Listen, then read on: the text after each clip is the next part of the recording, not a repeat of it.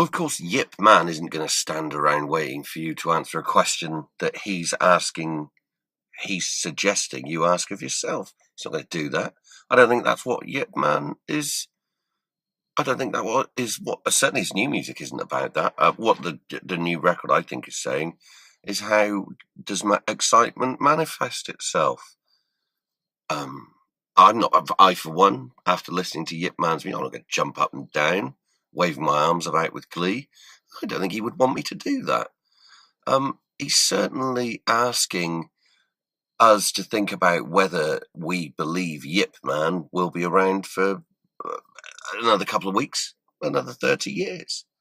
He wants us to think about that. But if you were to ask him what his intentions were vis-a-vis longevity, he wouldn't answer you. Why should he? Yip Man, I think, certainly where he is as an artist right now, is holding a mirror up to his audience, as all the great artists are want to do. And but I don't think he's interested in finding out what culturally the audience are finding out when faced with their reflection. Certainly, Yip Man won't be making any grand proclamations tomorrow about whatever it is he discovers after doing this. That's not what Yip Man wants. I think I've listened after listening to the music. I think we can all rest assured that any answers that may or may not be forthcoming, that ball is securely in the court of Yip Man.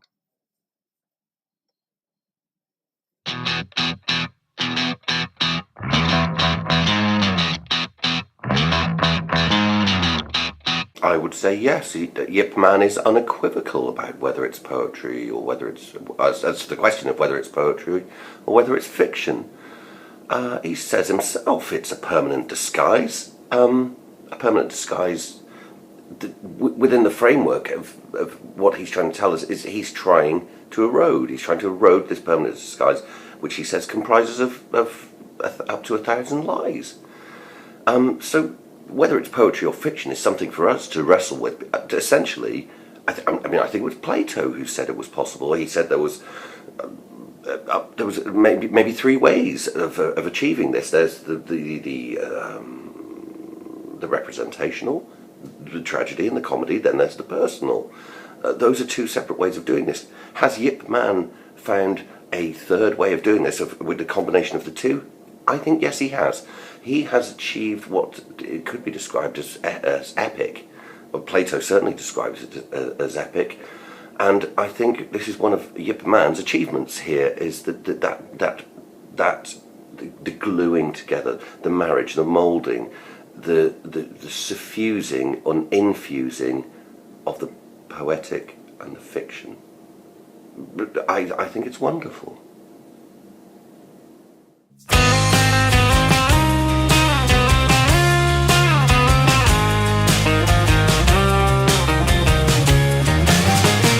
Well, I don't think that's fair, because were that to be the case, I think you would be accusing Yip Man of nothing more substantial than sheer hubris. No, that's unfair, because here's something, an example of how Yip Man's approached this would be his account of his experiences of working and living in the Republic of China, whereas he was, as a lot of Western people are, referred to as a white ghost. Now, Yip Man takes this one stage further. He refers to himself as a skinny white ghost. The levels of bravery Yip Man is displaying here are manifest, because this is a man, you must remember, who was referred to as a skinny white ghost when he was living and working in Paisley, for God's sake. I think it was the great Scottish aphorist Don Patterson who describes how we move through life as if one were ghost, and how furniture somehow feels towards human beings as if we are a pathetic apparition moving through a room with no degree of permanency. Yip Man's having a look at this situation and reflecting it back on himself, which is intensely brave. The Latin word for this, I think, is cordulastica annulatus, and I think he has he's harnessed this and reflected it back through the music of such intense vivaciousness. It can be nothing other than applauded, surely.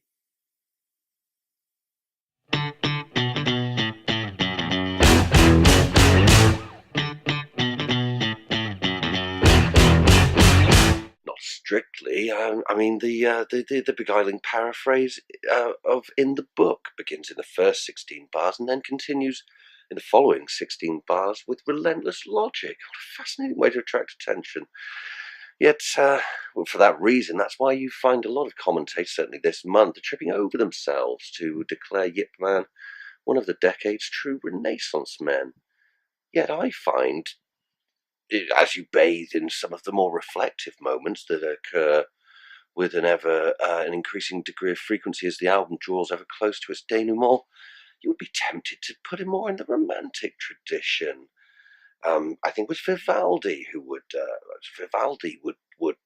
evolve his compositions thematically in a harmonic as opposed to melodic fashion. Whereas I think on Braw Power, Yip Man is evolving his compositions in a harmonic and melodic fashion, which allows him the freedom to incorporate modulations from wherever he sees fit.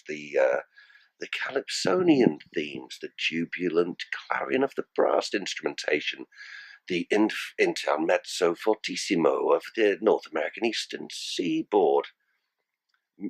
As you say, merely affectation, or a fertile breeding ground for a contemporary outlook on modern themes of expressive density. I can't tell